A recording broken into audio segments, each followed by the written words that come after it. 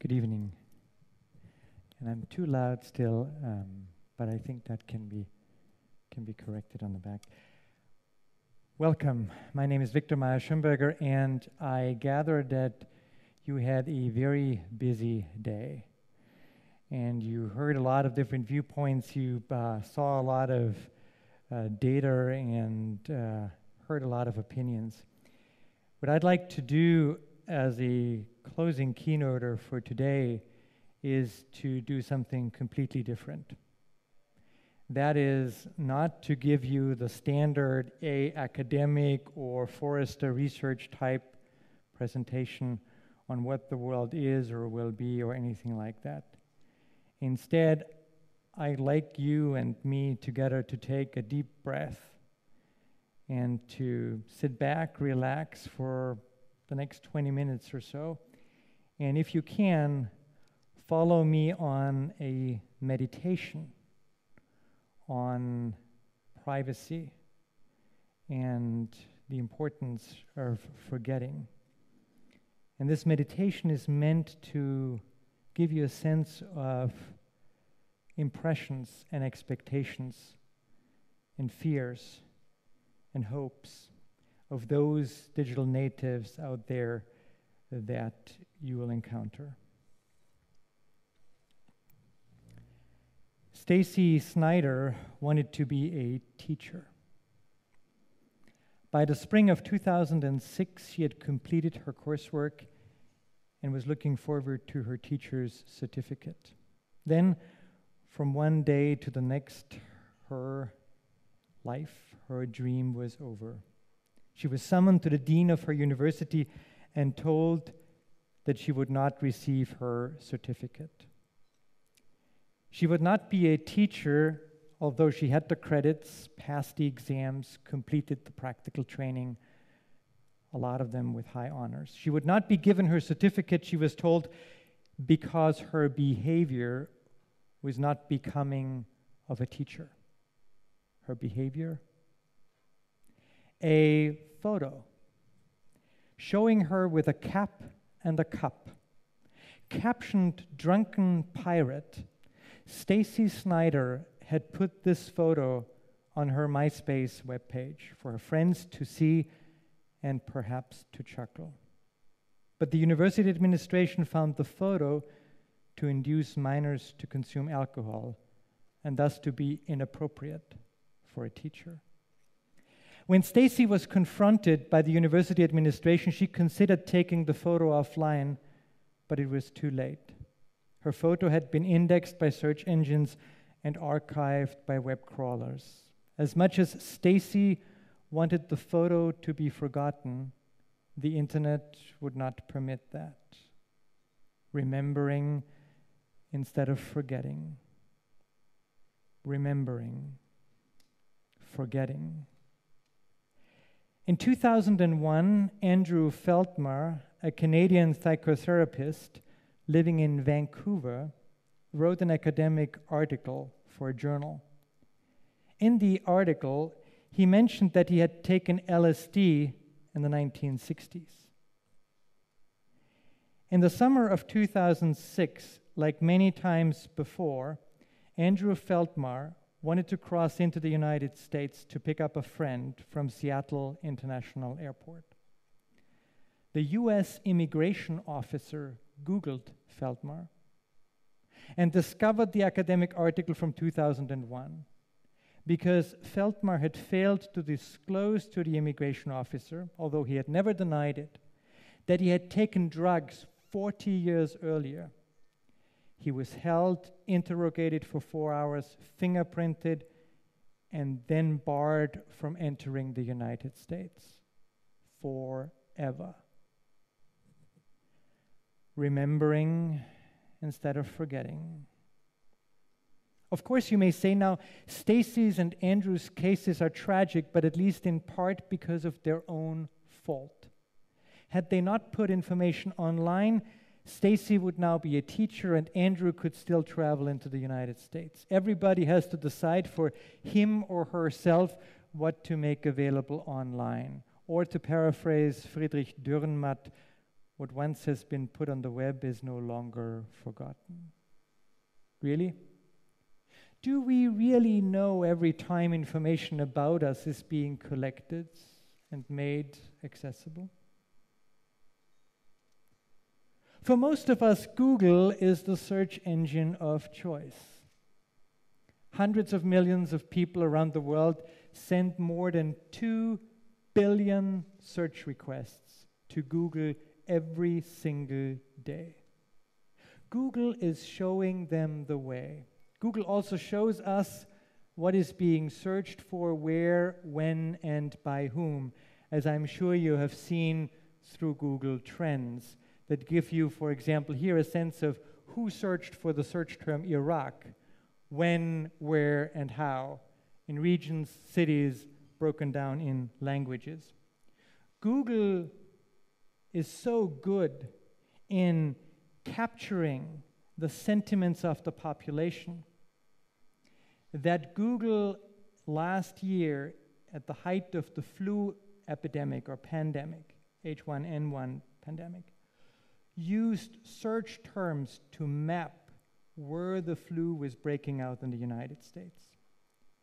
And I'm now showing you a graph overlaying Google's prediction of where the flu was and how often it was occurring with the actual data of the Center for Disease Control of the United States government in Atlanta. And what you see is almost a perfect match. Google, however, in contrast to the Center for Disease Control, knew when and where the flu was breaking out weeks, months before the Center for Disease Control knew it. Google can do this even for events years back because Google does not forget. Since Google's humble beginnings more than a decade ago, Google has stored every single search query it ever received. And every search result you and everybody else ever clicked on. Through cleverly combining various information streams, Google believes it can link queries to people. Google thus knew for many years what each one of us has searched for and when, and on what search results you clicked. Quite literally, Google knew more about you than you can remember yourself. Remembering. Forgetting. For millennia, for us humans, forgetting has been easy. It's built into us. Biologically, we forget most of what we experience every day, our feelings, our thoughts. Remembering is hard. Since the beginning of times, we humans have tried to overcome biological forgetting and to hold on to the memories that are precious. For thousands of years, we have tried, like this Navajo, to pass on our memories to our children in the hope that they, too, may thus be able to remember. This is how the great epics of the world emerged thousands of years ago. But human memory is not fixed. It changes as we reconstruct our past. Depending on it is not sufficient, especially when we want to capture something precisely or for a long period of time. Painting is one way of encapsulating visual impressions to create an external, more precise and lasting memory, like this beautiful cave drawing from the cave of Altamira.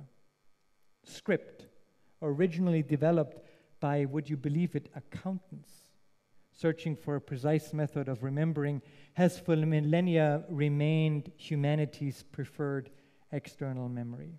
Language, painting, script provided us with the capacity to remember through generations and across time. But these tools have not altered the fundamental fact that for us humans, forgetting is easy and remembering is hard, time-consuming, costly. The book did not change this either, neither did the phonograph or film. Remembering remained expensive for most human beings and was thus chosen carefully. In other words, forgetting was the default, remembering the exception. This enabled us to deal with time. Through our physiological capacity to forget, we rid ourselves of excess memory. What has been long past fades in our mind. Thus, we pay tribute to time and depreciate what is no longer relevant to our present. But because forgetting is biological, we humans never had to develop the cognitive capacity to deliberately forget, to depreciate memories, and to make them fade. Today, this is different. Google remembers, Yahoo remembers, Amazon remembers, the Internet Archive remembers, file reservation systems remember. File reservation systems remember? Yes.